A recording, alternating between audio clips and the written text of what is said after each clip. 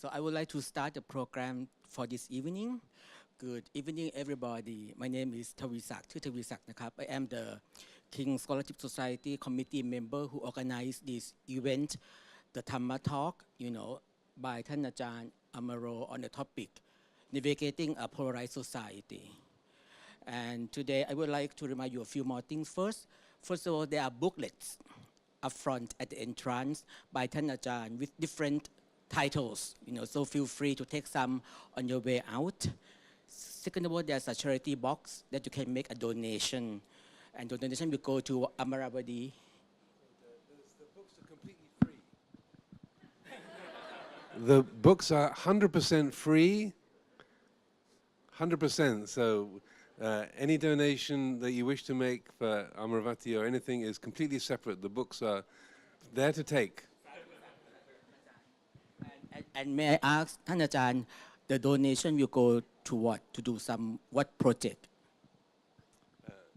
We have a very large construction project going at Amaravati at the moment, rebuilding and building a whole new sala and workshop complex.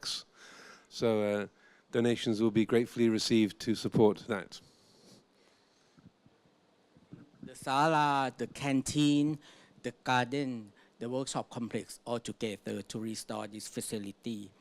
And last but not least, I would like to ask for your consent to use photos taken today for the promotion purpose of King Scholar Society platform, for example, the Facebook fan page of KSS. So with that, I would like to invite Kun Anik Amaranan, the chairperson of King Scholar Society, to provide some opening remarks. Over to you, Kapi Anik. ค่ะก็สวัสดีทุกท่านนะคะแล้วก็กราบนมัสการพระอาจารย์ก่อนแล้วก็สวัสดีทุกท่านขอต้อนรับสู่งานแสดงธรรมนะคะเรื่อง navigating a polarized society นะคะจัดโดยชมรมนักเรียนทุนเล่าเรียนหลวงซึ่งเป็นการรวมตัวของนักเรียนทุนนะคะนักเรียนทุน Kings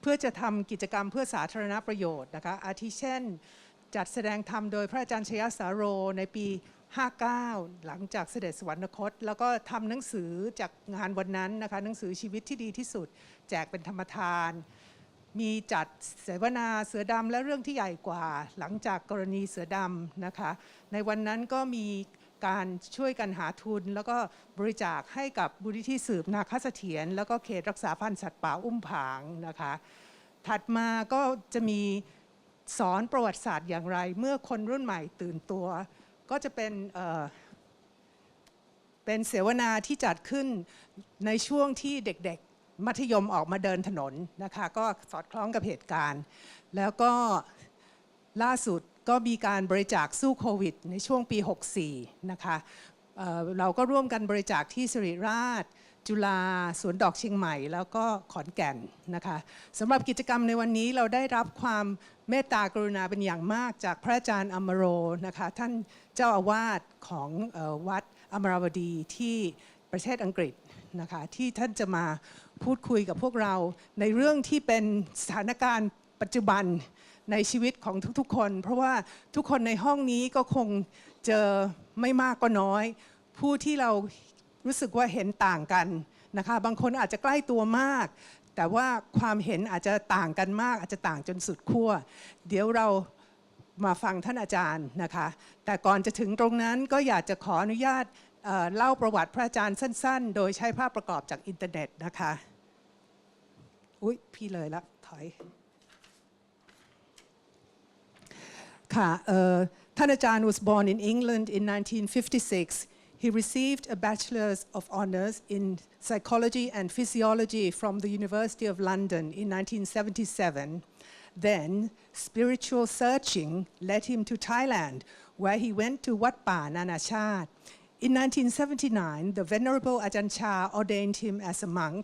Soon afterwards, he returned to England and joined Ajahn Sumeto at the newly established Chithurst Monastery. In 1985, he was invited to join the new Amaravati Monastery, where he resided for 10 years. In 1996,ท่านอาจารย์ established Abhayagiri Monastery in Redwood Valley, California, where he was co-abbot with Ajahn Pasanno for 14 years. In 2010, he was invited to return to Amaravati as abbot of this large monastic community.ท่านอาจารย์ has authored and co-authored about 30 books, all for free distribution and some in front of this hall. Last but not least, he was honored by King Rama IX with the title พระวิเทศพุทธิคุณ in 2015, and in 2019 he was honored by King Rama X with the title พระราชพุทธิวรคุณ Without further ado, let us hear the words of wisdom from ท่านอาจารย์ on this very topical subject, navigating a polarized society. กราบเรียนเชิญพระอาจารย์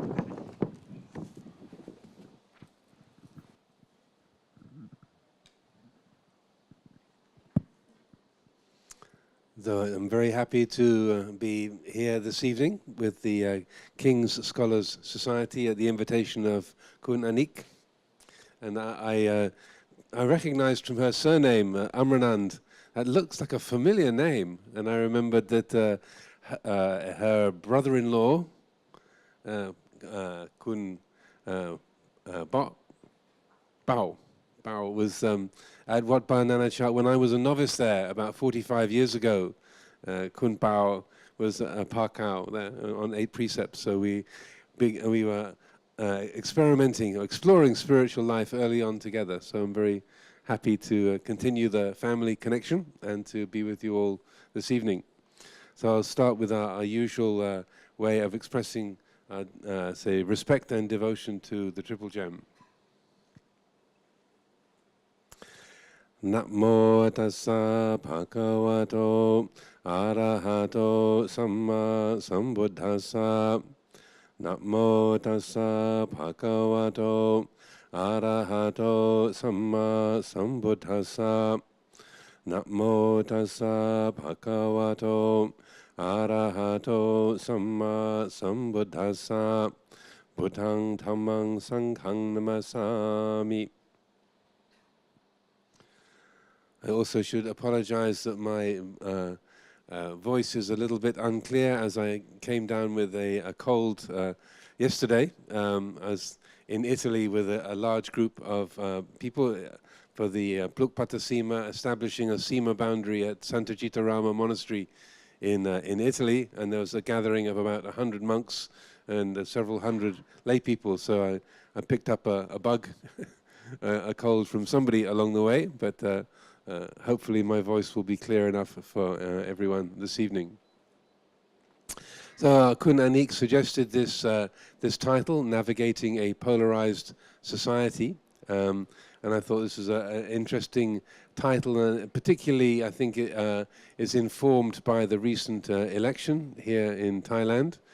I live in the UK, in England, and so I don't pretend to have any kind of detailed knowledge of Thai politics, but I did pick up through people's conversations and through a certain amount of the media that there is, say, that sense of polarization or instability, difficulty with, say, and concern about how Thailand is going to be governed, how the country will evolve and develop with the two leading political parties. I did a little bit of homework before this evening, and so I read up that they're the two main parties that seem to be leading from the vote as the Move Forward Party and the Pheu Thai Party. That's about the extent of my knowledge of Thai politics. So, and also as a monk, we don't take sides politically. And so I thought, without, say, dwelling this evening or making this evening about who's the party to go for or to vote for or who to be worried about, to talk about polarization as a principle in a much more broad sense would be more helpful. Again, I'm not knowledgeable about Thai politics, but even British politics where I live. As a monastic, we don't take sides. We might have particular feelings or perspectives, but we don't take sides. We don't vote in elections, and we're there to be a spiritual resource for everybody, whatever place someone is on the spiritual spectrum. Our aim as a monastery or as monastics is to be a resource of wisdom and goodness and unselfishness for everyone, wherever you might be on the spectrum. Also, I'm speaking in English, and I'll try to use language which is fairly simple and clear, but there'll be an opportunity for questions if anything that I say is, difficult to follow or needs clarification later on. So rather than dwelling upon the particular issues of Thai society right now and the political situation of who's got the most votes or who's going to take power or how that might work, looking at this theme and navigating a polarized society, I felt, well, all of us as human beings, we live with a lot of polarities. And again, I presume most of you know what polarized means. It means this against that. And so one group or one body as opposed to another. That polarization, like north and south, north pole, south pole, they are polarized. They're opposite qualities. So I would say that all of us live with a lot of those polarizations. And that just giving an example, within the Buddhist world, you have Theravada Mahayana, Dhamma Mahanikai. Also within society, we have the rich and the poor. We have the country people, the city people, the older people, the younger people. There are many different divisions that we all live with, and all of these areas of concern. People have come to me or other monks and nuns in the role of teaching and say, oh, what do we do about the divide between the rich and the poor, or the old and the young, the traditionalists and the modernists? How do we find a place to meet? Because it's so easy for us to become in a state of conflict, that we think, I'm right and they're wrong. We got a problem with them. We're okay, but they are a problem. And so this happens in so many different dimensions of our lives, even in the family. The brother who's trying to get all the money from the parents. I'm not reading anybody's mind. I haven't looked at your Facebook pages, but it's kind of statistically likely that there are conflicts in families with this sister or that brother, and we find ourselves opposed. That polarization, that opposition. So I thought to look at that process this evening as a general principle, so then we can apply it both in the political sphere here in Thailand, or within our family, or the business world, or wherever it might be useful. Even within monastic life, as I say, you have the forest monks, the city monks, the Dhamma Mahanikai. And in the time when Luang Por Chah was teaching in the 1970s and 60s, there was a lot of conflict or competition, polarization in Thailand. Monasteries, are you a Satipatthana monastery or are you a Samatha Vipassana monastery? Which group do you belong to? And so Luang Por Chah spent a lot of time saying, where people would take a stand, saying, this is a Vipassana monastery. This is what we do. And they, no, we're a Satipatthana monastery. This is what we do. And we're a Samatha monastery. This is what we do. He would say, these are all teachings of the Lord Buddha. These are all about the same mind. These are all just upai, skillful means that we use to work with this one mind of ours. We don't need to create a fight or create a opposition. But even within the realm of forest monastics or spiritual practitioners, you can still take hold of an idea, a principle, a practice, and hold it in an unskillful way, so it becomes a cause for conflict, for difficulty. So that's what I'd like to look at this evening, and we can open up for discussion later on. So I would say, whatever the area might be, whether it's Thai political life, or the business world, or the family, or the spiritual, the world of spiritual practice, meditation, the issue is not that we have a particular perspective, something that we see as true or good or useful for ourselves, but the issue is attachment, kwam yet tua, clinging. That's where the problem, the problematic, or the cause of difficulty and suffering is through the quality of clinging, of attachment. Kwam yet tua, yet man tua man. That's the where the trouble begins. So that, say, within the UK, again, going back to the political arena, Brexit or no Brexit, the big topic of discussion, and or Scotland trying to go independent. Should Scotland be independent or not? You know, these are big issues, but you could see that it's quite okay for someone to say, yes, Scotland should be independent. Like, no, the UK should stay together, or the UK should leave Europe, or should stay with Europe. It's quite fine for individuals to have their own perspective. What's going to be good for the family? What's going to be good for your spiritual practice? So the issue is not the point of view that we each have as individuals. Where the trouble starts is, I'm right, you're wrong. That kind of, say, identification, the attachment to a particular viewpoint, that's where the difficulty begins. And so then our good intention, what we see as absolutely right and helpful for the family, for the society, for the business, for the college or whatever, that gets distorted, that gets turned into a cause of difficulty because of the way that we're holding it. That's the difficulty. So and almost as it comes across in the Lord Buddha's teaching, if you are thinking the words, I'm right, you're wrong, that should be a red flag. That's a sign that, wait a minute, that sounds like I'm attaching to something. That sounds like I'm clinging to something. Let's just take a step back and have another look at the situation. So I'd like to share a story with you that Lumpur Sumeto has often told about when he was a young monk in his early days in Wat Nong Papong. This was long before most of you were born. Probably about 1969, 1970, so long time ago, more than 50 years ago. So he was a young monk, he was the only Farang monk in Wat Papong at that time.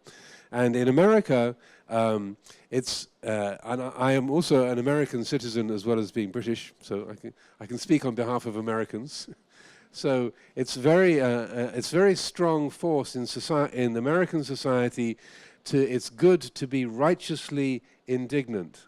I realize that's a bit of a technical term, but that is I'm right, you're wrong, and I should get upset with how wrong you are.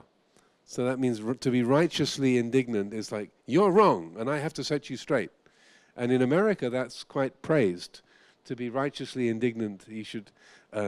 They have a saying there: if you're not angry, you're not paying attention. It's an interesting kind of declaration. So it's quite natural for Americans to be righteously indignant and to feel that they're doing a good thing to be that way.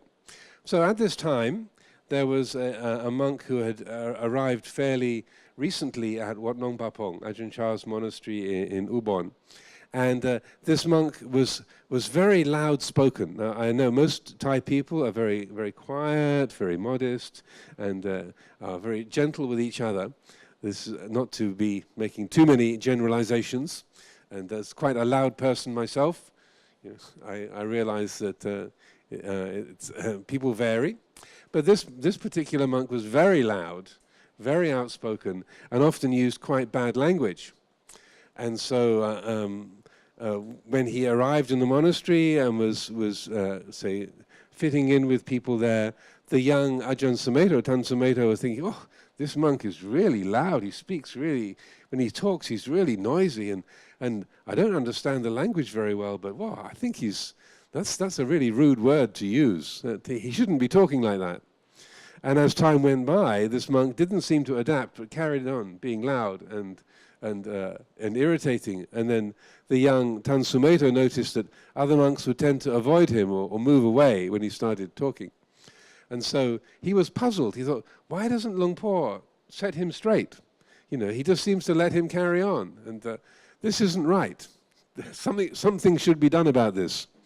And so because Lumpur Cha would be there when this monk was talking to the whole group or making a lot of noise, and Lumpur was just would just kind of let him let him run.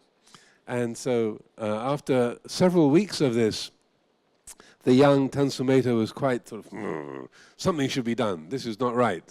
And so Luang Por Chah went away to visit one of the local branches, I think. And so at the fortnightly recitation, the Patimokkha recitation that we have every 2 weeks of our rule, at the end of the recitation, the senior monk will say to the group, does anyone have any business they wish to discuss? So normally Luang Por Chah would be the senior monk, and if anything was to be brought up, he would receive that. So on this occasion, young Tansumeto he knew Luang Por Chah was going away, and he'd made a list, all the things that were wrong with this loud monk. And so he decided, okay, if Luang Por Chah is not going to do anything about it, I'll bring it up with the Sangha anyway.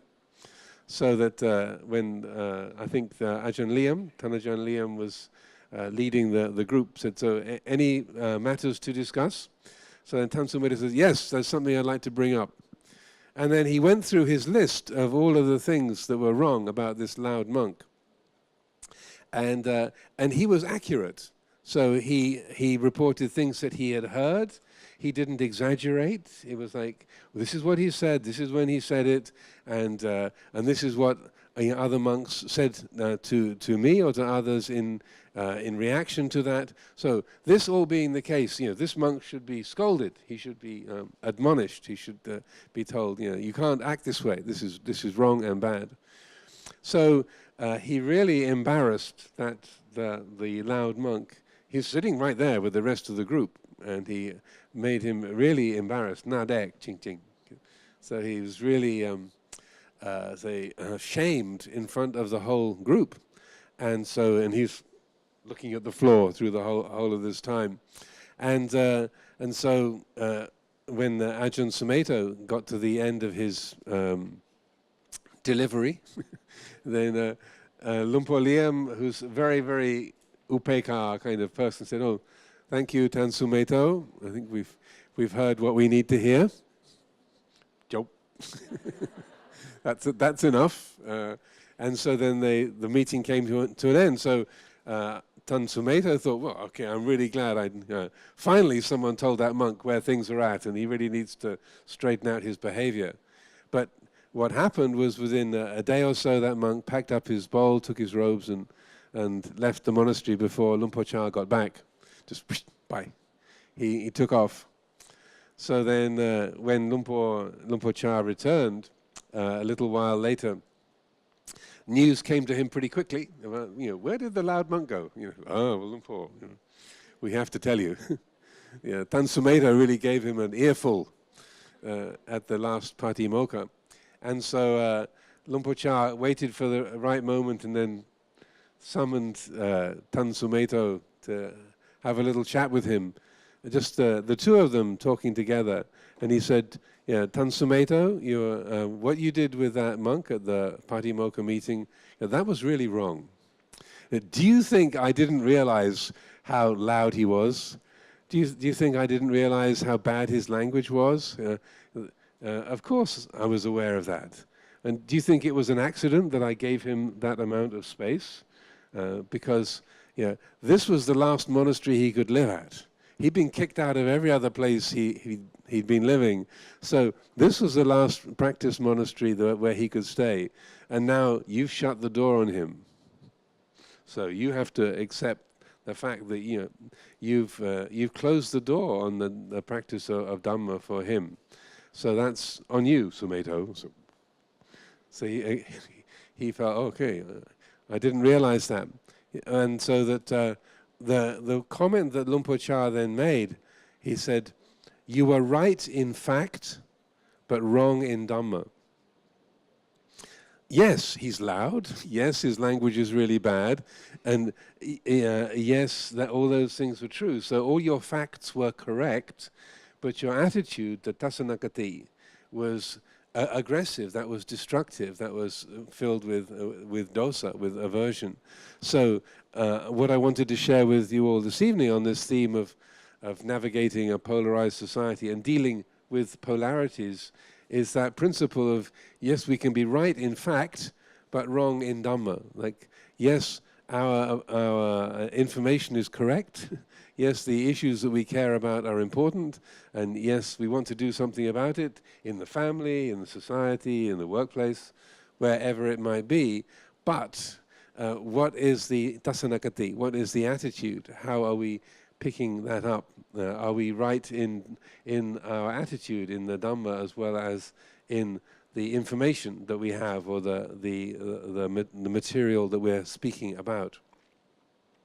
So this, I feel, is a very, very helpful teaching, very short teaching that Lumpo-cha gave to the young Tan Sumeto, but it stayed with him for many, many years, and he realized, oh yeah, it's so easy to be right in fact and wrong in Dhamma. You get focused on what's wrong with that person, or what needs to be done, or what I want to get, and you don't notice the attitude behind it. In the Karaniya Metta Sutta, the discourse on loving kindness, the most of the teaching is about metta bhavana, how to spread loving kindness to all beings.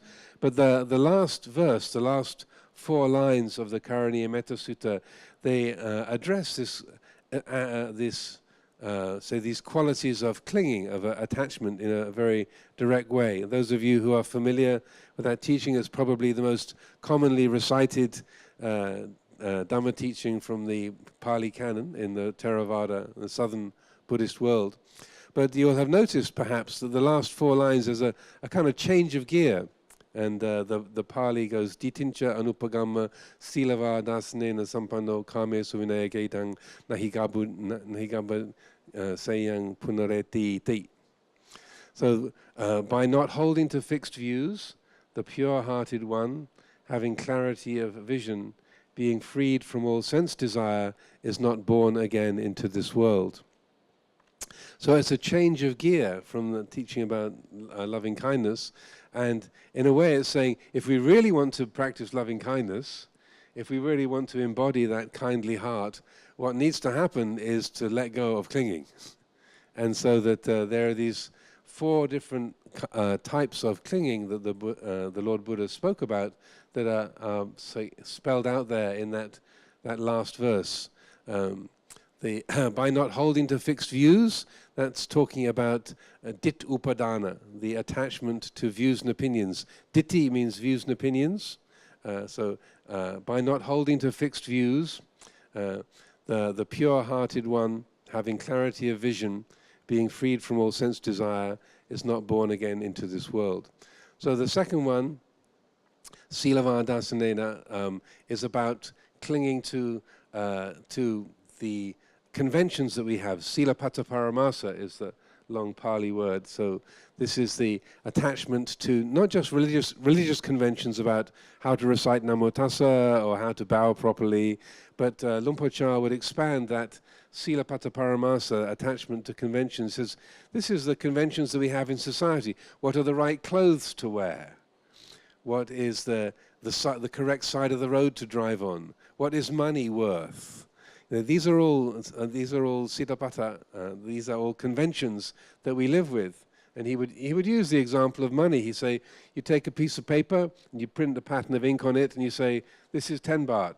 You print a different pattern of ink on it, and you say, this is 100 baht. So just because of the pattern of ink, this piece of paper becomes worth 10 times as much. This is silapata paramasa. This is the conventions that we create. And he would say that, if we wanted to, we could make chicken dung the currency, instead of paper money or plastic. Nowadays, even paper money is old-fashioned. So they have plastic money or just digital money. He'd say, well, you could use chicken dung as money, and people would fight and argue over how much chicken dung they've got. So these are just, we give something value, and then we fight over the resources. So that clinging to conventions, this is the right thing to do, this is the wrong thing to do.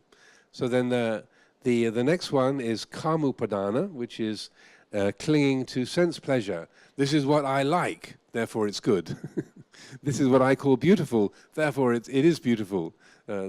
So that clinging to what we call sense pleasure, kama-upadana.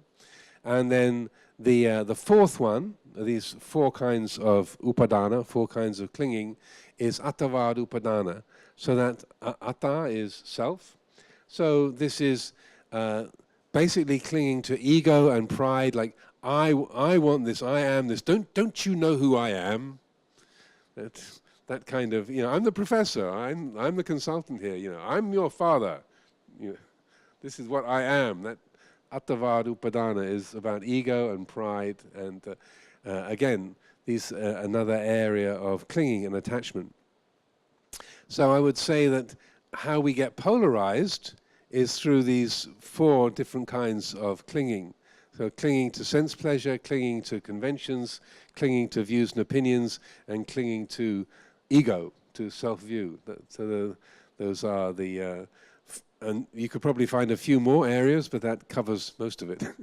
This is how we find ourselves divided. And good-hearted people in the same family, in the same company, in the same group, we find ourselves arguing with each other and getting conflicting and bitter with each other because of these different kinds of clinging. Yeah, I'm just remembering the local pub I used to go to before I was a monk.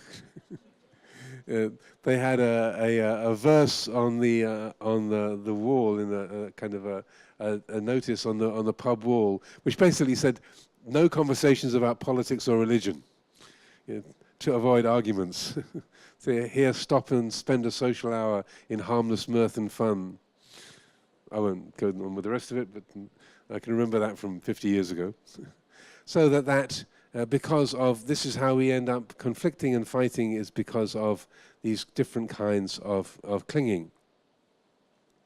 Now the question then comes, how do we recognize those patterns of clinging and attachment, and how do we let go of them? How can we, train the mind, work with the mind to recognize that unskillful habit and let go of it? It's not about not having good things to offer. It's not about not having a point of view. It's not about disconnecting from other people, from the family, from the society, or just dissociating from everyone. Peace isn't found through just numbing our life, but rather it's much more helpful to understand that it's through recognizing this habit of clinging, learning to let go of it, and then we can most effectively use the ideas that we have, the things that we can offer, the way that we can valuably contribute to society, to the family, and so forth. So another teaching that I thought I would share with you this evening that's very significant from the Prasut, from the Pali Suttas, is a discourse called the sweet morsel, the Madhu Pindaka Sutta, also known as the honey ball. And this is a very helpful teaching about meditation and perception. And it starts off with the Buddha sitting by himself under a tree in the forest. And he's quietly meditating, and a Brahmin called Dandapani comes wandering through the forest. And Dandapani, according to the story, it tells in the sutta, was a professional debater. So even today in India, that people can make a living out of creating arguments. And as I understand it, sometimes people will hire two philosophers, two arguers, to come and be the entertainment at a marriage, or at a birthday party, hire two philosophers to argue with each other to kind of entertain the crowd. So Dandapani was one of these kind of professional debaters, and he was quite proud of his abilities and his status. And Dandapani literally means stick in hand, or weapon in hand. That's his name. And he came along with his walking stick kind of through the forest and saw the Buddha sitting under a tree, and he thought, oh, this is the Samana Gautama. He's a famous spiritual master. He's very well known for his skill in teaching and meditation. So I'll put a question to him and show him how flawed, how imperfect his philosophy is, and how superior my perspective is, and my ability to defeat him in argument. So he's looking for a fight. And so that then he stands in front of the Buddha and clicks his tongue and makes a bit of a noise, and the Lord Buddha opens up his eyes, and Dandapani says to him, "So, Samana, what philosophy do you follow? What kind of spiritual practice do you teach? What is your spiritual method?" And the Buddha, who was not only blessed with great psychic powers, but also was a very, very astute judge of human nature, he knew exactly what this guy was doing. And so he replied by saying, I follow such a spiritual method, such a philosophy that embodies non-contention with anyone in the world. Basically, I'm not going to argue with you. So then, as the story goes, then Dandapani clicks his tongue 3 times, and his brow furrows into the three lines, and he has nothing to say and has to just take himself away, because he's completely defeated by the Buddha saying, "I'm not going to enter into an argument with you." Like in the old days in Europe, when 2 knights wanted to have a contest with each other, one would take off one of their gloves and knock the other one in the face with their glove, their gauntlet, and then throw the gauntlet, the armored glove, down on the ground. And so it's as if this Dandapani had knocked the Buddha's face with his gauntlet and thrown it down on the ground, and the Buddha had just said, "Nice glove, You'll want to pick that up or you won't have a pair, And so Dandapani had no response. So he took off. And then the Lord Buddha stayed there in the forest for a while longer, then went back to the monastery. And then there was a small group of monks gathered there. And so he recounted this incident of how Dandapani had tried to pick a fight with him and how he had responded.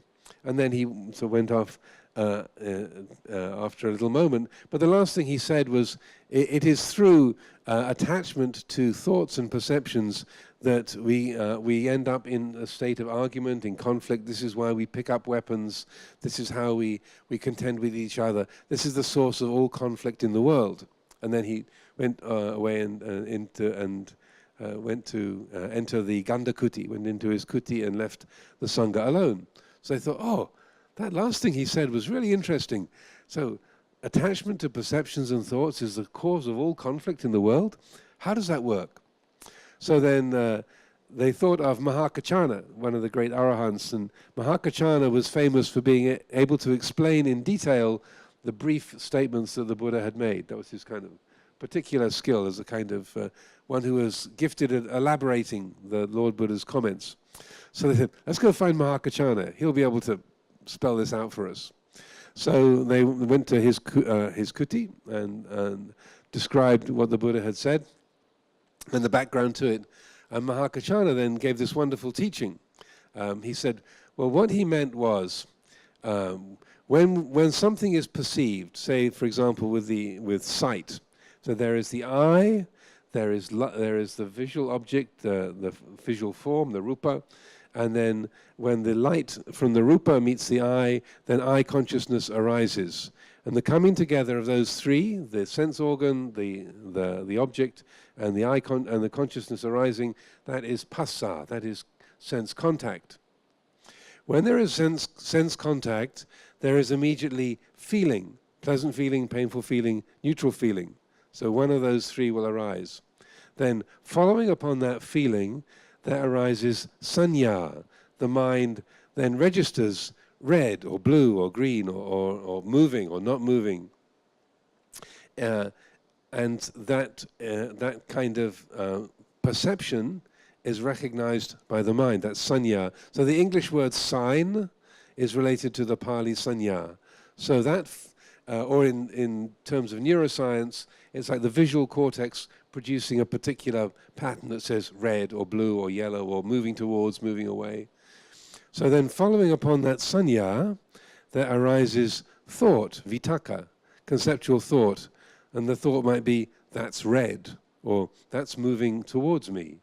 So that the vitaka, the thought, is the use of language and memory to describe what is being perceived. So far so good, so simple. Then, so that vitaka, that conceptual thought, that leads to papancha. And papancha is, in English you'd translate as conceptual proliferation. So this is the chattering of the mind that says, oh, that's a very nice red. Oh, I think I need that for my curtains. Oh, but I was arguing with my husband last week whether we really need new curtains or not. And so papancha is that strings of thought that lead one after the other, after the other, after the other. So that in Thai language, or in the Isan, they were called this prungdang. We're kind of flavoring the curry. That the mind getting lost in its own thoughts. And then that leads, at the end of that process, to what is called papancha sanya sankhara, which the Buddha or Mahakachana described. This is the whole array of thoughts and perceptions that beset the heart and create the sense of pressure between me here and the world there. That's the sense of conflict, that the mind has bought into a particular judgment, a particular point of view, and there's me here and the world there, and that pressure, the tension between the two. Either there's a thing I don't like that I'm opposed to, or a thing that I do like that I haven't got, or a thing that I have got that I'm afraid I'm going to lose. So all of these are, say, the end result of that papancha process.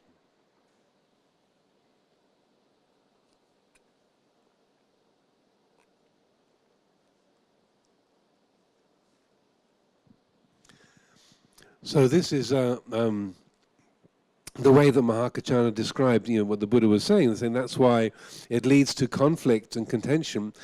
Basically, the more that we believe our perceptions as absolutely real, and our opinions that arise from those, then the more that we are naturally out of harmony with the other people around us, the world around us. We're more absorbed in our own version of the world and our thoughts about the world, so naturally we are out of harmony. Like if you're playing in an orchestra and you start to lose your hearing or you lose your vision, you can't keep watching the conductor, you can't hear what's going on around you, so naturally you're going to be losing the tune, you're going to be losing the rhythm, you're going to be out of harmony with everyone around you.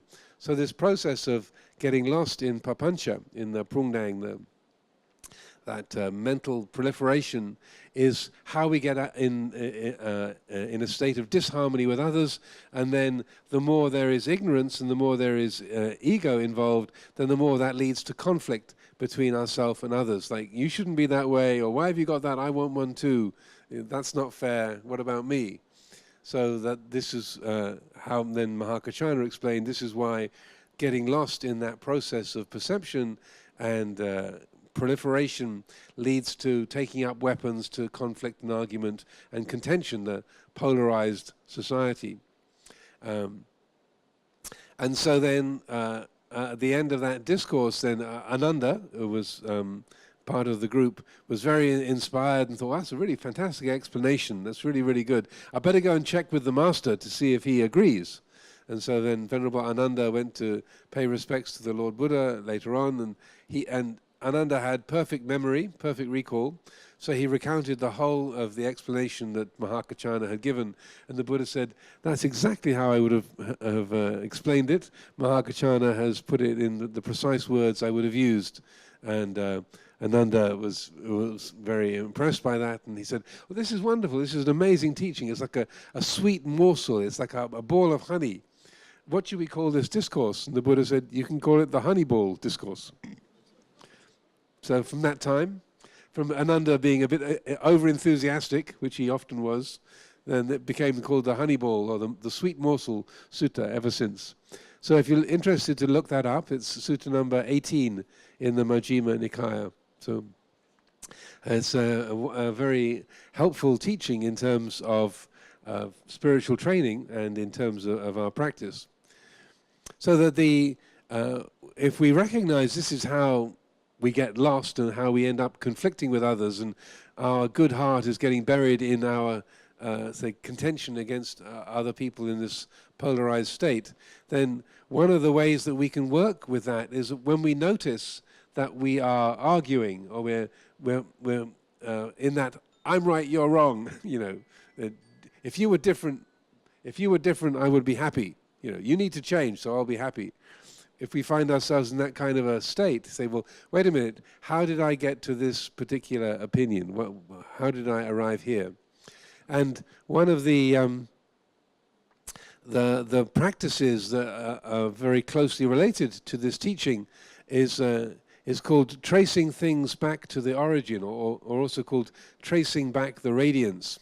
So when you find your mind in that state of a conflict, judging someone, or getting caught up in aversion and hatred and tension about some other, then if you follow the train of thought, okay, how did I get here? And you realize, oh, I'm getting lost in this criticism about this political party, and where did this begin? And well, I've been thinking about this for the last 10 minutes, but what was it that caused me to start thinking about this? And you think, well, where was it? I was just on, just at the beginning of Sukhumvit, just come onto Sukhumvit, and I saw somebody in a red shirt, a yellow shirt, and I saw that color, and I thought, oh, and seeing that color of that shirt, before that moment, my mind was quite peaceful. Then I saw that color, and I thought, red shirt. And then that whole story began. Look at that. It was just the eye perceiving light, and somebody, when they put that shirt on that day, probably thought, it's a clean shirt. They're not making any kind of particular statement. They just put a shirt on because they needed one. That was it. And my mind made this whole story out of this shirt, or a yellow shirt, or a purple shirt, or I'm not sure what the current colors are for the Pheu Thai party or the Move Forward. Probably different colors now. Orange, there you go. So red's okay now. Orange or purple. You can see how arbitrary, how it's the conditioning of the mind says, you know, now red is okay, totally okay. Orange is now an alarm call, or yellow, or purple, or blue. So it's we see, oh, look at that, it's just a color. The eye receives the light, and the mind perceives it, and then this whole story begins. Look at that. So if you trace it back to the origin, you hear, oh, it was just a color, it was just a sound, it was just a random memory, it was just a smell that, you know, and not necessarily about political opinions, but can take us back, you know, just something that you smell walking past a restaurant, and something meets your nose, and you go, oh, that smells just like my grandmother's curry. Wow, Granny, oh, I miss her so much. And why did she move away? And then you get lost in a whole story about your grandmother and where she's gone to. So if we trace it back to its origin, the kind of outgoing mental energy, you trace that brightness, that radiance back, you realize, oh, it was just a smell. It was just a sound. It was just a light being received by the eye. That's all. So the further you go back to the origin, the simpler things become. And so that the going against that stream of papancha, then if we make a point of following things back, we see, oh, actually, that's all it was. It was just seeing, hearing, smelling, tasting, touching. No big story. And the further you go back towards the origin, the less tuaton, the less ego there is. It's just seeing, hearing, smelling, tasting, touching.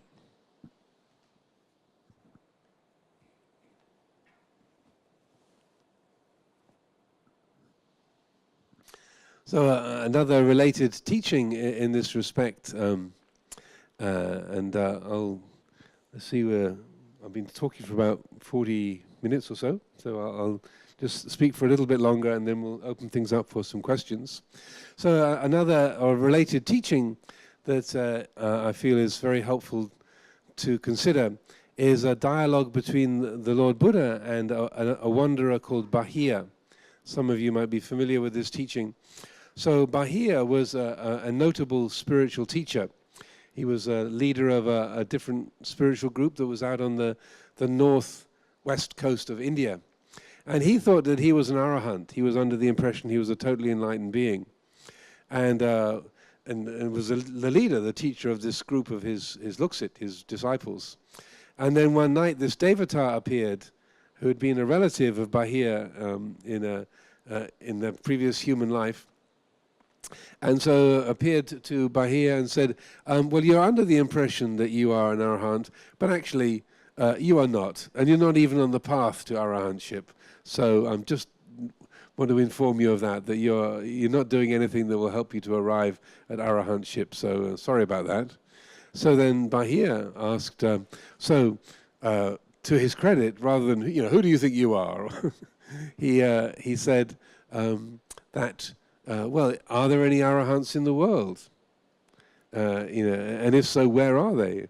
And then the Deva said, well, actually there is. There's this monk, Gautama, it's the Samana Gautama, who is indeed a great arahant and a teacher, and he's living near Savatthi in the kingdom of Kosala.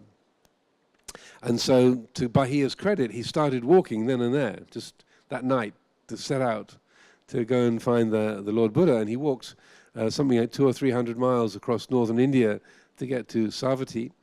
And then he arrived in the early morning, and the Buddha was on alms round in the streets of Savatthi. And so then Bahia saw the Buddha and knelt down in the dust of the street and said, "Venerable Sir, you are the Samana Gautama. Please teach me what you know." And the Buddha said, "Bahia, this is we're on our alms round. This is not a convenient time for teaching. Please come and visit at the Jetavana later on." He said, "Venerable Sir, life is uncertain. No one knows when they might die. So please teach me the Dhamma." And this being a Buddhist teaching, they go back and forward 3 times. So after he asks a second time, the Buddha says, "This is not a convenient time." After the 3rd time, then the Buddha says, "Well, when the Tathagata is asked 3 times, then he has to reply. So pay attention." So what he said to Bahia was, "In the seen, there is only the seen. In the heard, there is only the heard. In the sensed, there is only the sensed," like the smelling, tasting, touching. "In the cognized, in the thought, there is only the thought." This is how you should train yourself. When you recognize that in the seen, there is only the seen, in the heard, there is only the heard, and so forth, then you will recognize that there is no thing there, that the world of material objects is empty. And when it is seen that there is no thing there, it will also be recognized there is no thing here on the side of the subject. There is no self. And when there's a letting go of the subject and the object, you will not be able to find yourself in the world of this, in the world of that, or any place between the two. This, Bahia, is the end of suffering. And this it's a subtle teaching, but a very powerful one. And Bahia became an arahant right there, listening to the Lord Buddha's teaching. So he got the kind of award for the one who understood the Buddha's teaching most quickly. And so that he literally heard that brief teaching and ended all suffering right there. And so then he said, "Venerable Sir, I'd like to become a monk under your guidance." And the Buddha said, "Well, do you have robes and an alms bowl?" And Bahia he wore robes made out of tree bark, and he didn't have an alms bowl. He just received food into his hands. He said, "I don't have robes and I don't have a bowl." And the Buddha said, "Well, if you can find robes and a bowl, then I can give you the upasampada." So Bahia went off to try and find some pieces of cloth and a bowl to use as an alms bowl, but he got knocked down by a runaway cow and died in the street. So he was right. So if he waited to go to the Jetavana, then they wouldn't have had the teaching. So that when they told the news to the Buddha that Bahia had passed away, so that wanderer that you met this morning on the Bindabat, on the alms round, he got knocked down by a cow and died in the street. And the Buddha said, "Well, Bahia he had finished his work, and he was the quickest one ever to do that. And he didn't press me with any stupid questions. He was very quick to understand, and so he is not going to be born again anywhere. So that's a helpful way of reflecting on the experience of our senses when we see a particular object, when we smell something, when we hear something, to be able to say, in the herd there is only the herd, in the smelt there is only the smelt, in the seen there is only the seen. Just to remind that if that trigger goes off, like, yes, that's my color, orange, or orange, it's them, then you can say, oh, that in the seen there is only the seen, in the herd there is only the herd. And then it brings it back to that quality of simplicity. Now, it might sound like with that we're trying to just sort of numb ourselves or just disconnect and to, say, dissociate from society. But what you find, and what is really the essence of the middle way, is that when we come back to that origin, that root, then we are able to respond to situations much more effectively. We're able to, say, attune to what is useful to the time, the place, the situation. And so that, and sometimes in meditation instruction, it does come across that we're encouraged to sort of switch off or not feel. Often a meditation teacher will say, you should just watch, be the observer, be the watcher, the puru.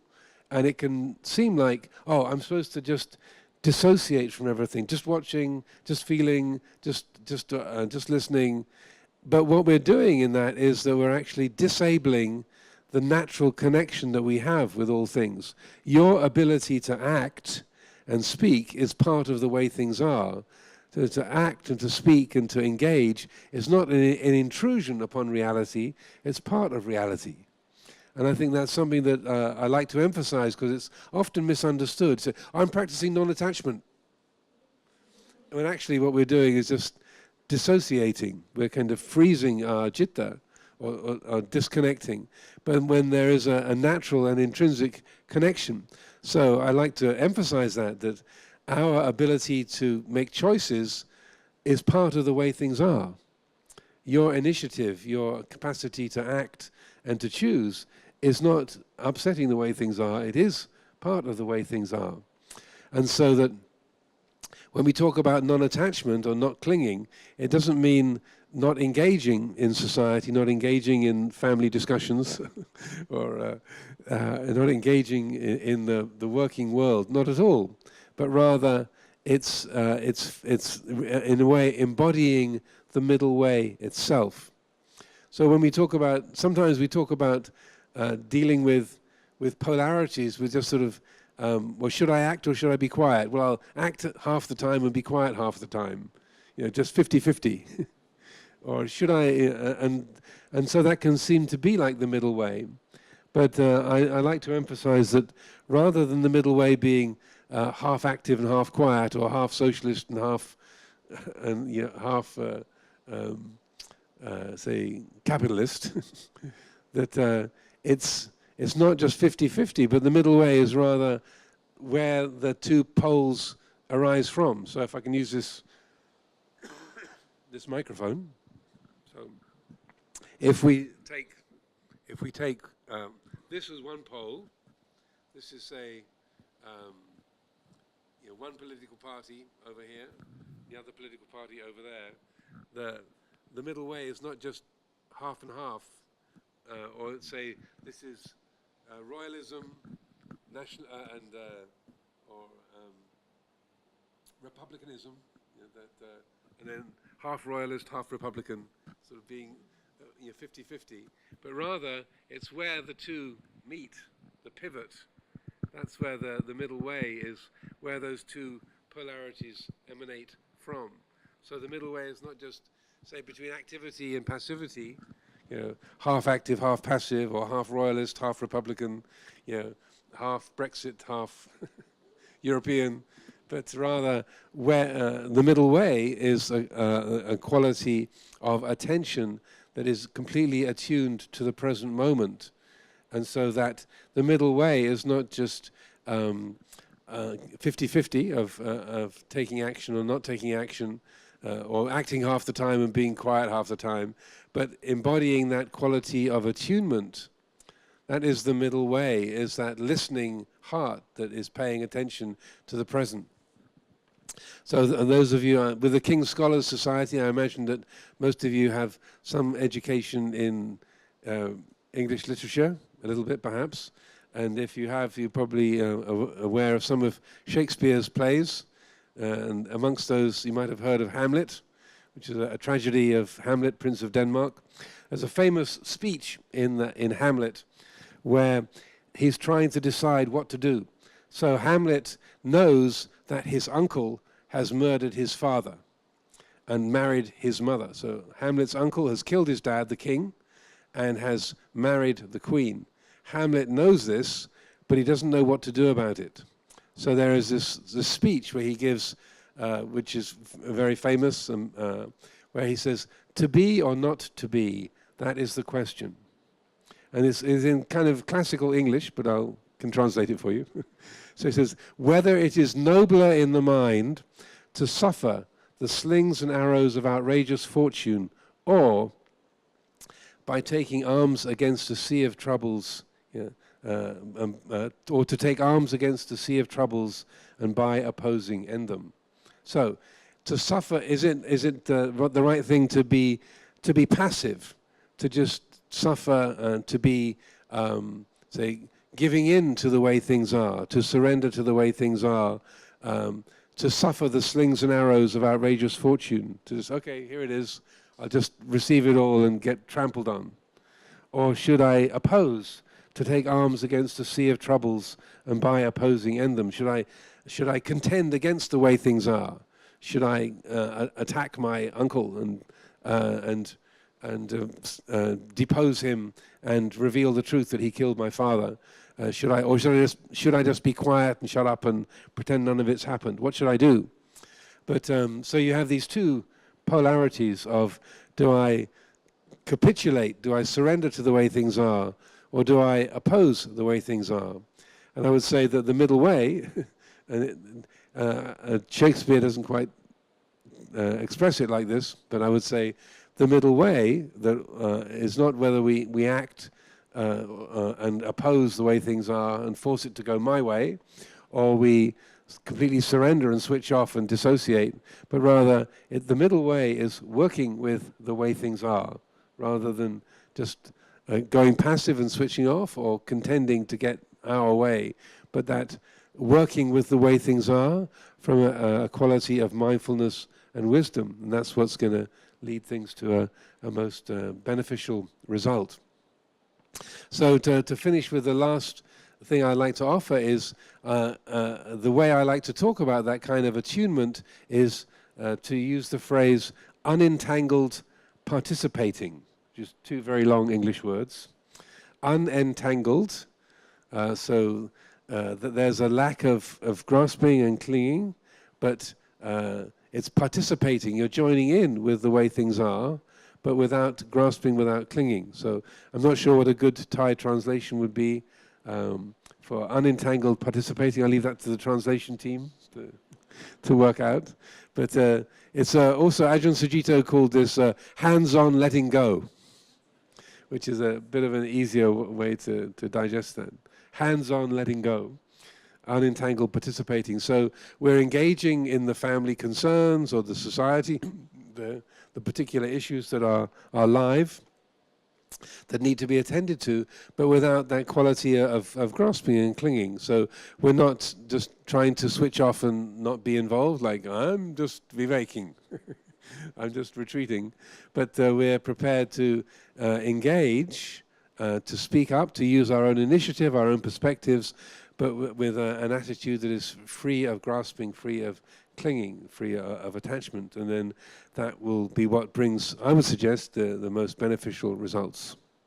So I offer these thoughts for consideration this evening.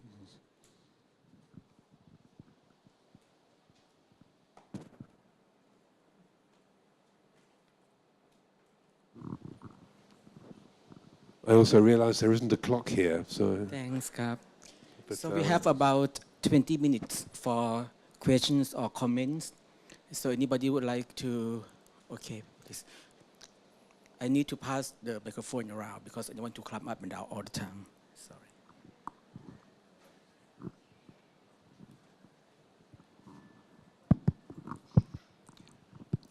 Good evening, Sawadee Kap, Namaskar, Your Holiness.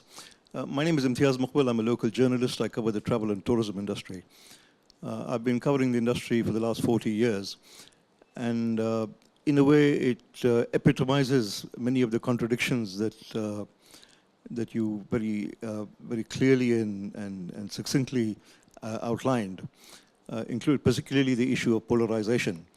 On the one hand, the travel and tourism industry is very vital to this country's economy, creates enormous amounts of jobs, poverty alleviation schemes, etc., etc. But on the other hand, there's a darker side which is directly related to the promotion or the involvement or the entanglement of the 7 deadly sins. And I don't need to go into those. It's a contradiction in terms, and sometimes I find myself deeply troubled by some of the things that I see. There is an economic value. On the other hand, there is a seamier social and cultural side. As a country, how does one reconcile that? Two completely different polarizations, but sometimes it creates an enormous moral and ethical problem, particularly for journalists like myself in reporting the two sides of the story. And I would really welcome your advice, Your Holiness, in trying to overcome that. Well, I've never been called Your Holiness before, but I'll endeavor to climb over that. For want of a better word, Your Holiness, Your Eminence. So the short answer would be with mindfulness, because everything that you write, I mean, I'm not a journalist, but I have done a lot of writing, so everything that you write is written in the present moment, and it's in respect to a particular issue, so that if you say have a column that you're contracted to produce for a newspaper or a magazine, and then they say, oh, we need a piece about X, Y, Z, then to raise that as a genuine question within your own heart. Okay, what's valuable to say about this? What are the downsides? What is to be encouraged? What seems to be a wholesome way forward? So that you're not pretending that the dark side is not there, and but you're also considering, okay, how can this be presented? I'm a journalist. This is my job to put this into words or to talk about this. How can I put this into words that encourages what is wholesome and beneficial and discourages what is unwholesome and unbeneficial? And so that with things like the 7 deadly sins and the darker side of the tourist industry, I'm not well acquainted with the details, but also you can talk about what benefits the society and the wholesome activities that tourists can engage in that bring genuine benefit and blessings to a society, and also tourist activities that have a very destructive and harmful effect.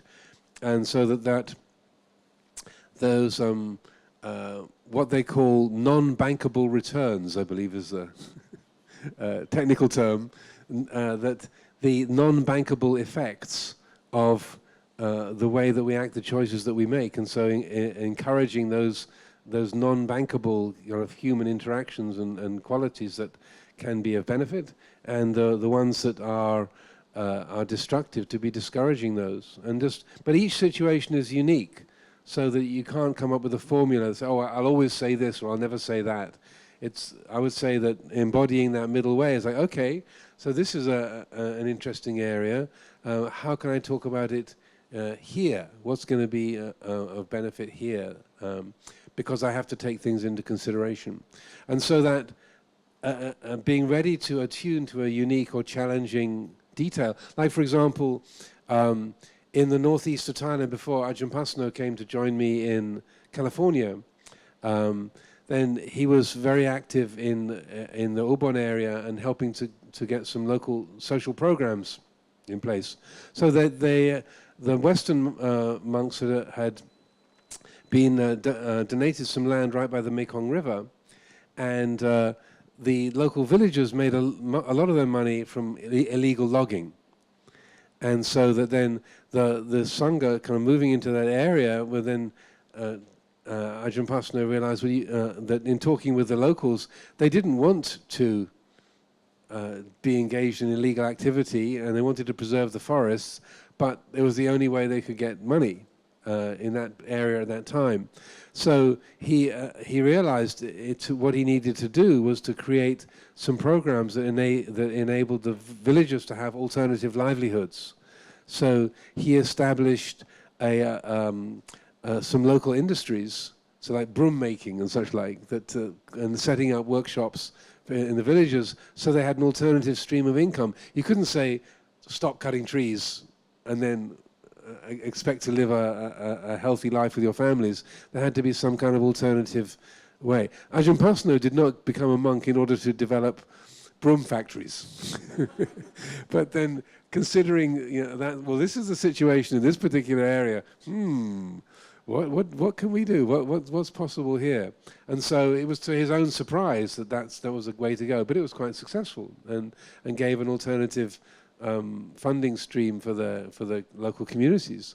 So that being ready to think outside the box and look at each situation in a unique way, I think that's also part of it. You can't generalize.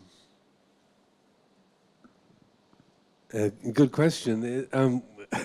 If none of you can remember where the argument started, that could be a reason to say, let's just drop this. None of us can remember what the initial problem, and sometimes there are ancient feuds that are like that. It's like, can we actually remember what this argument was in the first place? Like, well, if we can't even recall what it was about, shall we just bury this?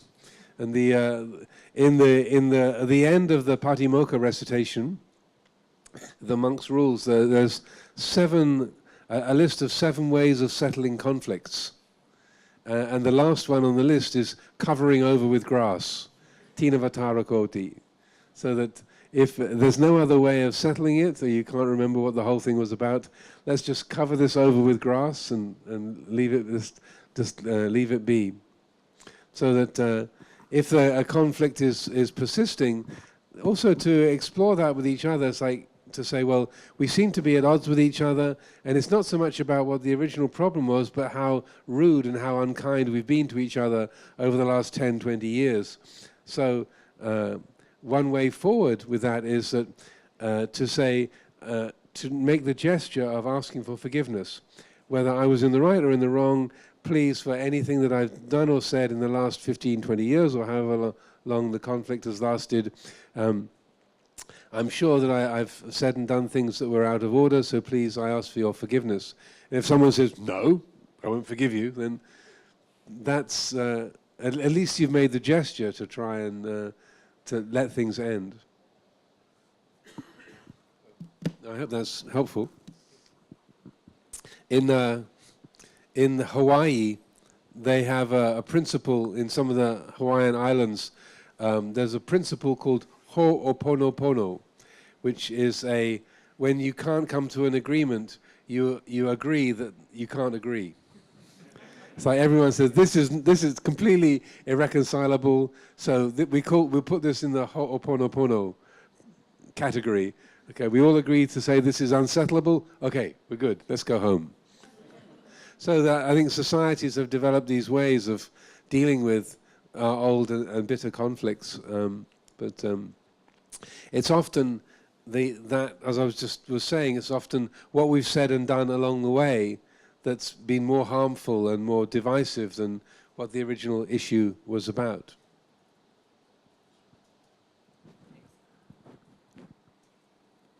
Venerable, hi. As someone who's been diagnosed of schizophrenia and depression, I suffer the polarity of the mind, and I've been prescribed with psychiatric medication, which I have to take daily, every night. So I'm wondering, can a person who takes these chemically made, manufactured medication progress towards nibbana? If he does is meditation more powerful than these chemically I don't know how to say it, like the chemicals that are produced with the medication. Can meditation fight that or beat that? I'm not a medical doctor, but I would say that our body is a large chemical experiment. It's like an ongoing chemical experiment.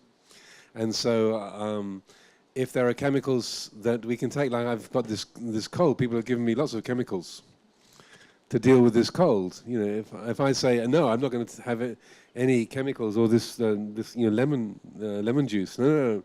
I don't want to interfere with the natural process. I'll deal with this with my mind. It'd be a bit ridiculous. The Buddha quite happily took medicine. He had a doctor. Dr. Jivaka was he took medical treatment. And so I feel it's quite okay to be using medications and antidepressants or things. Just like if you're a diabetic, insulin is available. Great, take it. Otherwise, you'll die. So that personally, it's I mean, you make your own decisions, but I don't feel shy about taking medications that are balancing out things within the system. And so, I mean, again, you make your own decisions. I'm not able to give any kind of categorical do this, don't do that advice. That's not what I would do. But I would say, in principle, those chemicals can be really helpful if the body's got things out of whack, and then adding a few chemicals in that help to rebalance it. That's not a bad thing. Everything does depend on the attitude that we have towards that, and the way that we work things. But I remember when I was living in the States, one of the people who was the most regular sort of friends and supporters of the monastery, she said, this was about 15 years ago now, she said, Ajahn, I've become a Zoloftian. I said, what's a Zoloftian? She said, well, I've been prescribed, I've had depression for the last 40 years, and I've been prescribed Zoloft, and this is having a fantastic effect. It's like this kind of, this dark blanket has just lifted off my brain. And so I'm not sure if I'm a Buddhist or I'm a Zoloftian now. And so talking with her, and her husband is a psychiatrist, you know, and so they're a very well-informed family. And so she was talking about this in quite a matter-of-fact way, how, you know, that is it okay that I just taking these medications, this has this radical beneficial effect. It just makes everything so much clearer, so much more helpful and workable in my ordinary daily life. And so in that respect, I said, well, you know, you're the one who's measuring it, if you can see there are those beneficial effects, obviously you treat those things with care, but you can't pretend it's like having lived in a sort of a dark, dank little space, and suddenly, you know, the lights are on and the windows are open and you've got fresh air after 40 years. So if that's your experience, well, don't have to pretend that it's not happening or that it's not a pleasant and helpful change. Again, it depends on how you handle that, or you become sort of dependent or carried away by that. But I thought that was a very informative discussion that I had with her. I said, well, you know, if you're feeling all these beneficial effects, then fine, great. It's just like if you had diabetes and suddenly you had insulin available, great. You know, it means you can function much more freely in your ordinary everyday life. So make hay while the sun shines, as they say.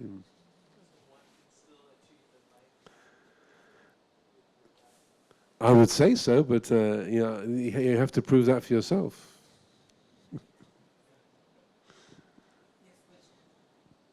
Yes. Yes. Can you elaborate on your principle of unentangled participation? Because for me and for many people that I know, we choose to participate on issues that we find important or that resonate with us in some ways. So in other words, it seems that the act of participation requires that we attach ourselves to the issues in some ways. So how can we participate without being actually entangled by what we participate in? Yeah, it's a good question. Again, I would say it hinges a lot around attitude. So if you realize, if you have the attitude that the way that you're taking hold of a particular issue or a particular principle, if there is a lot of ego in that, like I am this is what I'm doing, I want this to succeed, then it'll probably lead to more conflict. If there's the attitude, well, this is a skillful means, it's not the answer to everything, but it's a tool that can be used. So let's use this tool. It's not who and what I am, but it's a tool that can be used to have a particular effect. Like Lumpur Cha was a very sincere and dedicated and strict Theravadan monk. And his monastery was very, very rigorous standard of Vinaya discipline. But when you met him, you had this sense that he was not limited by the robe or by Theravada Buddhism or by Buddhism at all, just that nothing limited him. And he was extremely respectful for all the traditions and the robes and the fitting in with the Thai society. But it was really clear, just in the way he spoke and in his manner, that he was not identified with the conventions he was using. That he was, and he would talk about holding but not clinging. So he would hold the convention but not cling to it.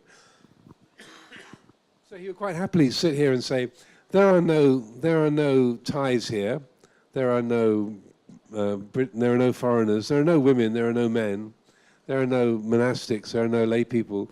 These are just conventions that we create and we get lost in them. And that and he would mean it, absolutely. He said that there aren't any men or women here.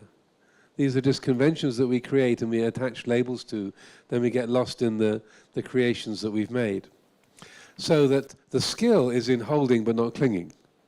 So it doesn't mean never hold anything, but if you are, say, taking up a particular side, you're engaging in a particular way, then you can do that with sincerity, with wholeheartedness, but without clinging, without attachment. So that, and I feel that was a fantastic example, the Lumpur Cha's life, that he was 100% sincere Theravada Buddhist monk, but completely unlimited by anything in the human world.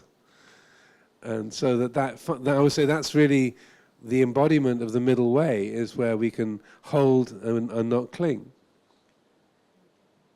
It's a challenge, not easy to do, but it's in a way what makes the use of any convention, any kind of structure, it makes it much more workable and comfortable for us. So that if I think I am a Buddhist monk, or I am a Theravadan, or I am a man, or I am British, as an absolute reality, then there's suffering right there. If you recognize, well, there's Theravada Buddhism as an invention, but it's a useful invention, or calling myself a man, or calling myself British, it's a useful convention. It's not an absolute reality, but it's good enough. You know, my passport got me into Thailand yesterday morning. So British, it's on the stamped on it, so it's good enough to stand up as a convention.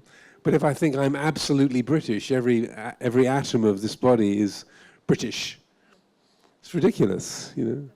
So that if there is that mindfulness and wisdom that recognizes this is just a convention, this is just a samuti satcha, a conventional truth that's being picked up for a particular purpose, that if you say, like, no, I do belong to this party, you know, this is my company, you know, this is my family, I am this, then that to the degree that the mind is grasping that identity is the degree to which polarity is being created.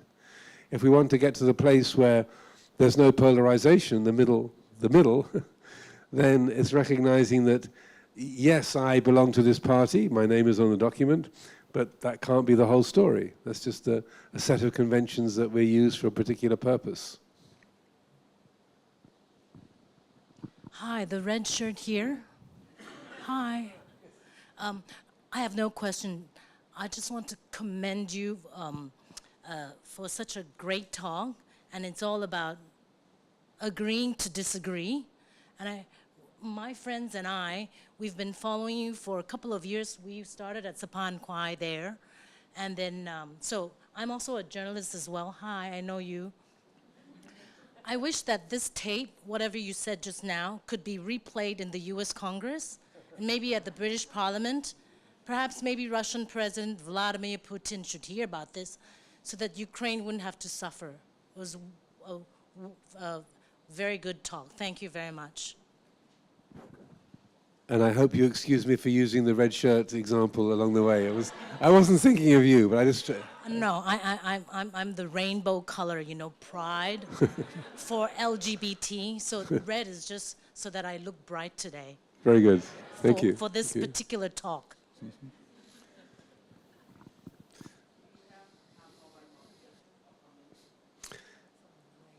There's one there, yeah.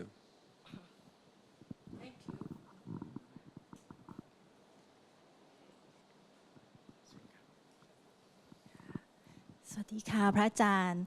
I also would like to thank you so much for enlightening us today. I have a quick question. I am an economist, I'm a researcher. So my job is to actually analyze things that go on in the economy in an unbiased way. We should be data-driven, right? We should do the analysis in an unbiased way.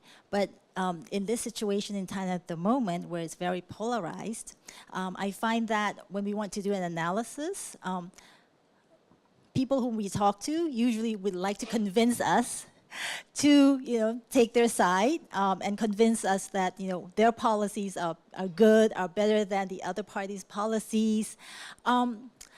So I think back to what you said on the fact that we can be engaged, but we don't need to cling. So that's what I'm trying to do. I try to be engaged with them, but I don't want to cling. But they would like me to cling. So what do you do in these situations when people who are clingy would like you to cling to their beliefs? Thank you. Yeah, very, very good question. I would say one of the most helpful things is the development of body awareness. Like if you're in an encounter, like if you're an economist and you're analyzing data and you're trying to weigh up your sets of massaged statistics that you've been fed by the different groups, saying, these don't read the same way. So that if you're by yourself, kind of looking at the statistics, and it's one thing, and you can be, I would say, more easily unbiased. But then when you're face to face with somebody saying, "Oh, this is actually true," and their data is rubbish because of A, B, C, D, E, F, G, then in that kind of an encounter, whether it's face to face or on a Zoom call or whatever, to develop body awareness, like what is your body doing when you're being kind of confronted by a different set of opinions, or you're feeling intimidated, or someone's trying to overwhelm you with data. So to bring your attention into the body and notice, oh, my shoulders are up around my ears, or my stomach is tight as a drum. To notice what your body is doing, and to put a part of your attention as you're listening to the other person just into your body, to relax, just to let your shoulders drop, let your face relax, let your stomach relax, let your hands relax, and just to be. It's like if you're out in the sea and there's a big wave coming in. It's just relax. It's going to hit you, and rather than tensing up against it, you just let the whole body sort of move with that force. And so that is not the first thing that we're doing. Usually, when we're being confronted by someone or trying to be persuaded in an energetic way, we're kind of preparing our response, or we're resisting the input. But if we don't go along with that, but just let the whole system be more at ease, then you can find that mysterious middle. And you find that you can say things like, "Thank you for sharing. That's a really interesting perspective." Full stop. And as Buddhists, we don't lie. And so that you can sustain that truthfulness and say, well, this gives a different picture. you're not saying I agree with you or I disagree with you. And if they say, well, but you agree that this is right, this is that these are the correct figures. You say, well, I understand that that's your perspective.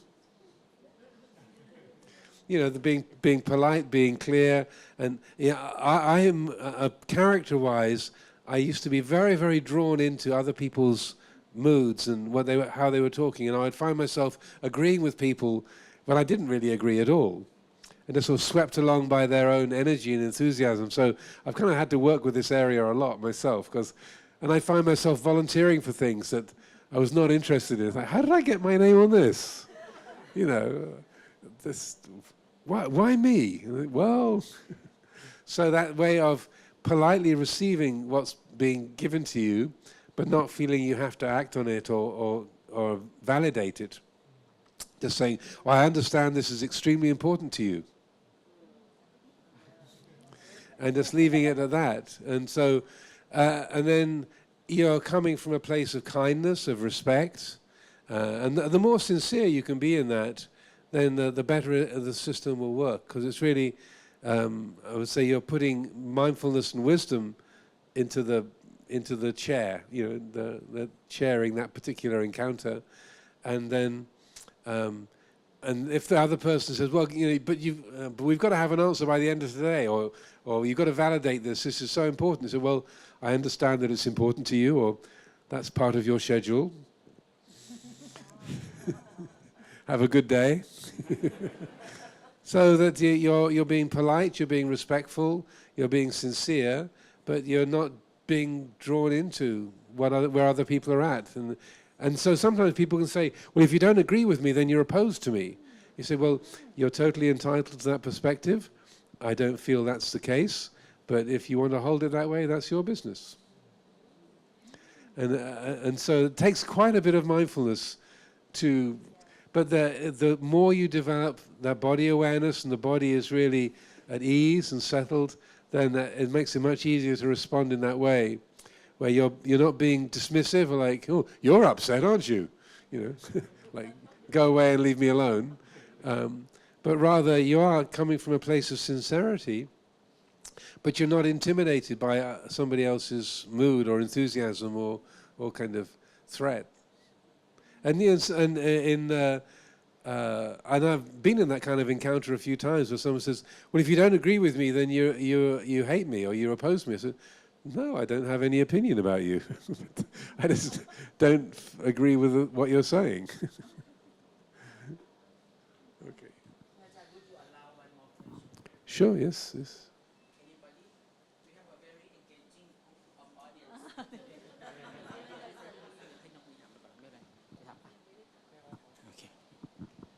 While we're waiting for the last question, I'm reminded of sometimes attachment to opinions and unskillful behavior can have very beneficial results. Not that I'm encouraging obnoxious behavior, but this is a part of my family story. So my father came from a group of 9 brothers and sisters, and the eldest brother was called Herbert, and he was, from early childhood, he was very pompous, very egotistical, very inflated. So even as a small child, he was known as the Duke, like Il Duce. He was very proud of himself. And so the family had a small building company in London, Ashby and Horner Building Company. So when the founder of the company passed away, he left everything to the eldest son, Herbert. And then the other 8 brothers and sisters were still around, but Herbert was the owner of the company. And so then Herbert was so obnoxious, so difficult, no one would marry him. And it was very difficult to keep anyone around to even work for him. So when he went away on holiday, my great aunt, Catherine, who was one of the younger sisters, she thought, well, he's so obnoxious, he's so difficult, no one can live with him. He's the head of a building company, his house is a mess. It hasn't been redecorated for years. The roof is a mess, the paintwork's all worn down, the front door is all peeling. We should redecorate his house while he's away for a month. So my great aunt Catherine set to work, and they did a renovation job on his house while he was away. This did not go down well. So when the Duke returned from his holiday, and he saw that his house had been redecorated without his permission, and his comment to the other siblings was, if you can waste money on all of this, then you don't need any from me. And he was particularly aggrieved at the color of the front door. So my great aunt Catherine was in the doghouse, as they say. Anyway, cut a long story short, when he died, the only one of his siblings that he felt had not been part of this dreadful plot to ruin his house was his younger brother Leonard. So when he died, he left everything to his brother Leonard. Leonard had 2 children, Iseline and Frith. So the son Frith, he died in the First World War. So after that, by about 1916, he had 1 child, Iseline. Iseline Horner was unusually at that time a scholar of Sanskrit and Pali. She was the only academic in the family. She had, by chance, met the founder of the Pali Text Society when she was 12, and he was impressed by her and said, young lady, when you grow up, you should study Sanskrit and Pali. So she did. She was a student at Newnham College in Cambridge, and so then when her father Leonard passed away, then all the money from the company came eventually to Iseline. And so Iseline, by that time, was the secretary of the Pali Text Society. So from the 1930s until today, the money that has supported the Pali Text Society was all the money that came from the Ashby and Horner sale, so that being obnoxiously proud and aversive to your family, by my great uncle Herbert, that obnoxious mental state led to the Pali Text Society being able to survive for nearly 100 years. And it would not have had a hope of surviving that long without that money. So my great uncle's extremely unskillful mind state led to a huge amount of Pali literature being available and translations into English. And I.B. Horner was the first person to translate the whole of the Vinaya Pitaka into English. So when I showed up at Wat Bananachat in 1978, and I saw these Vinaya books on the bookshelf translated by I.B. Horner, I thought, I wonder if she's a relative. Oh, ha, ha, ha, ha, ha. That's likely. And then when I got back to England a couple of years later, I found out from my father, he said, you must take after my cousin Bobby. I think she wrote a book about Buddhism. So I found out she was the same person. So sometimes attachment to views and being obnoxious can have good results, but I don't recommend that you try that, because it is rare in the world, but it's a beautiful feature that the Pali Text Society is, the result is survived because of my great uncle's attachment to the color of his front door. So, okay, one last one. Yeah, Namaskaran. Can you hear me okay with the mask on? I can hear you. Okay, yeah. Actually, I just come to state like working towards mindfulness. And the more I practice at work or in real life situation, just the less opinion I have. I just like, okay, do you have any comment on this? I just thought, it's just kind of no comment. I don't know, it's just like good or bad in the way like that. But every day I'm happier. That's what I only know. Just like, okay, you think that way? Okay, fine. Do you have any comment on this? But that is that. And no, I don't have any opinion. I don't have comment on that. It's like that, but I don't really know that is the way, or is like thin line between ignorance and being like what you call. Yes. Well, these things are not fixed, so it all depends on the tasanakati, the attitude. If it's vibhavatanha, like I don't care, whatever, I don't mind, then that kind of it might bring a certain quietness, but if it's based on that aversion, vibhavatanha, that pushing away, it's going to be painful eventually, because that'll become a habit, and then it goes into your relationships and the rest of your life. And so it's like any kind of a tool. It depends on how it's used moment by moment. And so you can see that right now, so that when you work in that way, it's more peaceful, okay. But does it mean it's always going to be peaceful? No, it doesn't. So the satipanya is the most important element, seeing how things are handled and the results. As soon as we think, okay, this is really good, therefore it will always be good in every situation, as Kajai Pit, that's a wrong understanding. But you can recognize, yeah, at the moment, working with this way, because if you had so many opinions about everything, just to stop that is just a bit of a relief. But if you then think, okay, therefore, ever to have any opinion about anything is wrong, then it's going too far. So the satipanya is that mindfulness and wisdom that it's highlighting, okay, that has worked, it's had this result, so what can I learn from that? What does that say about this situation? So you're not taking things for granted. And again, this is a great characteristic both of Luang Por Sumedho and Luang Por Chah, is that extraordinary skill about reading situations, reading people, not taking things for granted.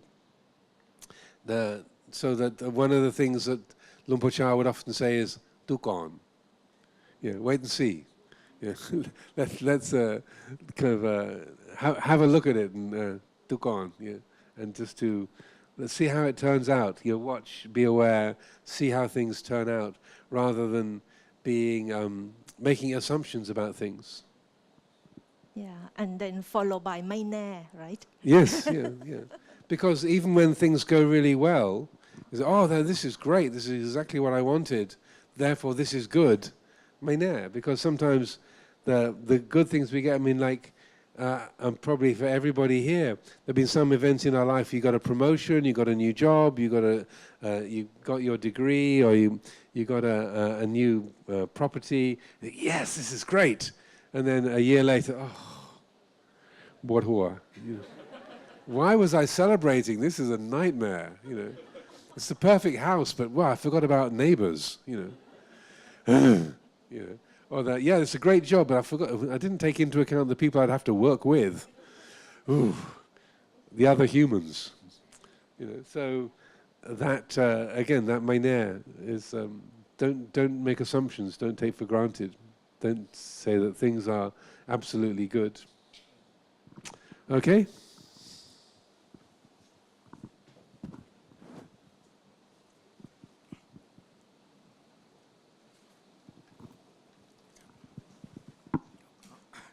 So I think we have come to the end. So on behalf of everybody, I would like to express my deepest gratitude and appreciation forท่านอาจารย์ to spend this enlightening evening tonight with us, to share all the stories dating back to Buddha's period, to share Ajahn Sumedho's story, and it's very inspiring and very encouraging for us to live in this kind of polarized society. So with that, I would like to thank Prajan again, and I think at least for myself, the takeaway is I may be right in fact, but wrong in Dhamma. So with that, we would like to grab Prajan together. Okay, ครับ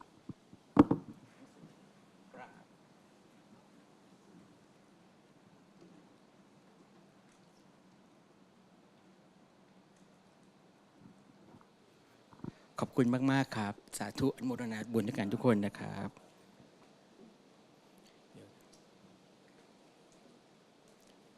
ท่านอาจารย์มีอะไรจะพูดหรือไหม Have anything else to say? No. Okay. So maybe photo or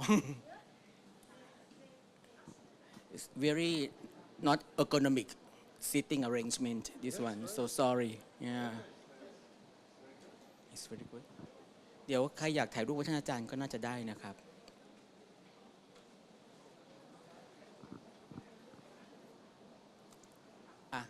มาถ่ายรูป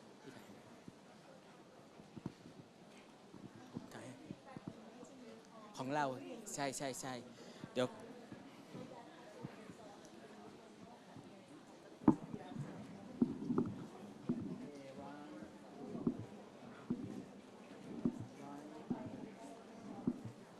โอเคครับ